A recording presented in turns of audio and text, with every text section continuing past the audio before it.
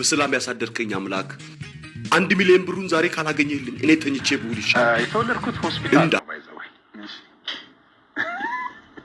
የት ነው የተወለድኩት? ታመነ ነበር ማለት ነው። መሆን የማትፈልጊው ምንድነው? መሞት።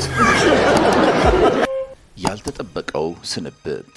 አንዳንድ ጊዜ ሞት በድንገት ይመጣና የሀገርን ልብ ይሰብራል። ትናንት የኢትዮጵያ ጥበብ ሰማይ ላይ አንድ ትልቅ ኮከብ ረገፈ። በሳቅና በቁም ነገር ሲያዝናናን በየቤታችን በቴሌቪዥን መስኮት ብቅ ያለ ቤተሰብን ሲያጫውት የነበረ ነጻነት ወርቅነህ በድንገት ተለየን።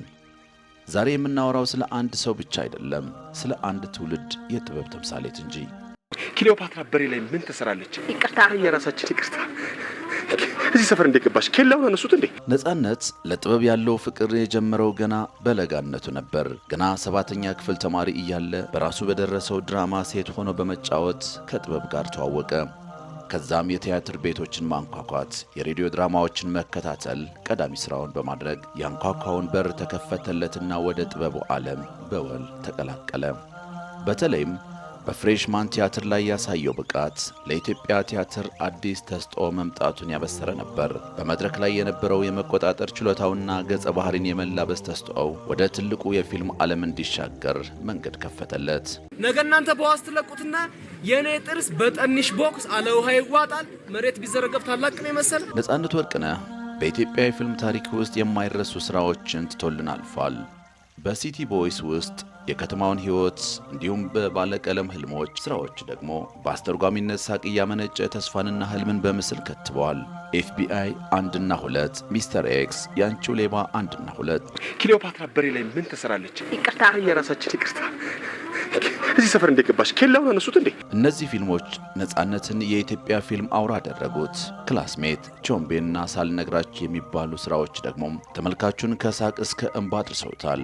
እግዚአብሔር ሳርገኗል። ምክንያቱም አይገባትም። ማን ነው እሱ? ተዋናይ ብቻ አልነበረም፣ የታሪክ ጠቢብ፣ የቃላት አቀናባሪና የብዙዎቹ ወንድም እንጂ።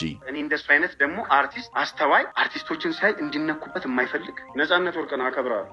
ነጻነት ባለበት ሳቅ ሁሌም አለ። የነጻነት ተስጦ በትወና ብቻ አልነበረም። ስላይ ነብራን ግርምሽ ድረስ። እሺ፣ በግርምሽ አስደነገጥከኝ እኮ። እኔ ልደንግጥ?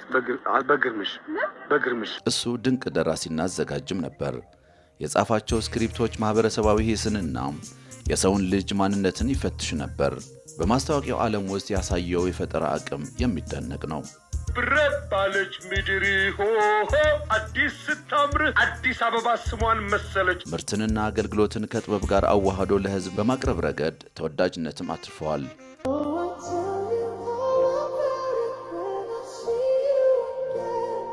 ለብዙዎቻችን ነጻነት የቤታችን አባል ነበር። በየሳምንቱ የቤተሰብ ጨዋታ ፕሮግራም ላይ ብቅ ያለ በቤታችን ውስጥ ደስታና ሳቅ ይሞላ ነበር።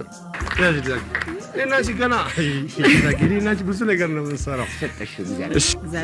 እናትና አባትን፣ ልጅንና ጎረቤትን በአንድ ላይ ሰብስቦ የሚያጫውተው ነጻነት የኢትዮጵያውያንን የቤተሰብ እሴት በቴሌቪዥን መስኮት ያደመቀ ታላቅ ባለሙያ ነበር። በሱ ፕሮግራም ያልተሳቀበትና ቁም ነገር ያልተቀሰመበት ቀን የለም።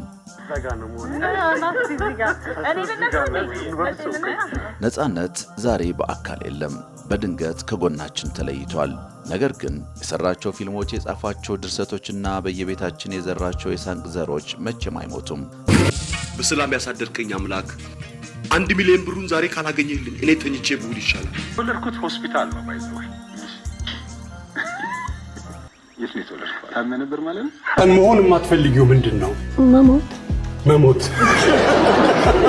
እሱ የጥበብ ነጻነትን ተረድቶ ለጥበብ ኖሮ ጥበብን አክብሮ ያለፈ ትልቅ ሰው ነው። ለሀገር ጥበብ ያበረከተው አስተዋጽኦ በትውልድ ሲታወስ ይኖራል። ነጻነት ወርቅነህ በሰላም እረፍ።